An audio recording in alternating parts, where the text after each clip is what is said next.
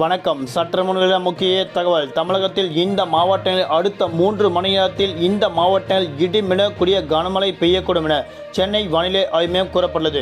அதன்படி எந்தெந்த மாவட்டங்களில் இடிமின்னக்கூடிய கனமழை பெய்யக்கூடும் இளமை இப்போ நம்ம பிரீஃபாக பார்த்தலாம். மறக்காம ஸ்கிப் பண்ணாம போங்க. உங்களுக்கு இதே போன்ற மழை பற்றி முக்கியமான விவரங்கள் உடனுக்குடன் தேவையா நம்மளோட சேனல் கீழே இருக்க ரெக்க பட்டனை கிளிக் பண்ணி சப்ஸ்கிரைப் பண்ணிக்கோ. பக்கத்தில் பெல் பட்டனை கிளிக் பண்ணிக்கோ. அப்போ நான் டெலிட் பண்ணுற வீடியோ உங்களுக்கு அவசியம். இந்த வீடியோவில் பிடிச்சிருந்தா லைக் பண்ணுங்க, ஃப்ரெண்டு ஃபேமிலி எல்லாருக்குமே ஷேர் பண்ணுங்க. வீடியோவை கொஞ்சம் ஸ்கிப் பண்ணாமல் கடைசி வரைக்கும் பாருங்க. இப்போ வாங்க வீடியோக்குள்ள போகலாம். தமிழகத்தில் அடுத்த 5 நாட்களுக்கு ஒரு சில மாவட்டங்கள் லேசான முதல் மிதமான மழை பெய்யக்கூடும் என்று சென்னை வானிலை ஆய்வு மையம் தெரிவிக்கப்பட்டுள்ளது.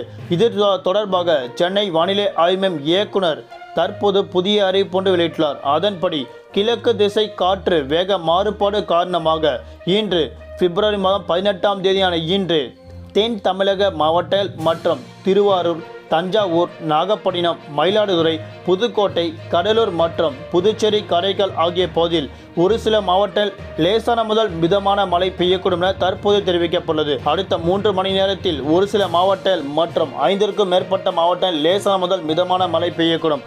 அதேபோன்று பிப்ரவரி மாதம் 19ஆம் தேதியான நாளை மழை பெய்யக்கூடிய மாவட்டங்கள் தற்போது பார்க்கலாம். தென் தமிழக மாவட்டங்கள் மற்றும் தஞ்சாவூர், திருவாரூர், நாகப்பட்டினம், புதுக்கோட்டை மாவட்டங்கள் ஒரு சில இடங்கள் லேசான முதல் மிதமான மழை பெய்யக்கூடும் என தெரிவிக்கப்பட்டுள்ளது. அதே போன்று சென்னையை பொறுத்தவரை அடுத்த 48 மணி நேரத்திற்கு வானம் ஓரளவு மேகமூட்டத்துடன் காணப்படும்.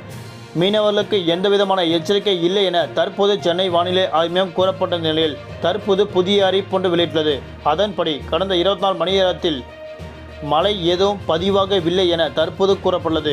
மீனவர்களுக்கான எச்சரிக்கை அந்தமான் கடல் பகுதி மற்றும் அதனையொட்டிய தென்கிழக்கு வங்கக்கடல் பகுதியில் சூறாவளி காற்று மணிக்கு 40 முதல் 50 கிலோமீட்டர் வேகத்தில் வீசக்கூடும்.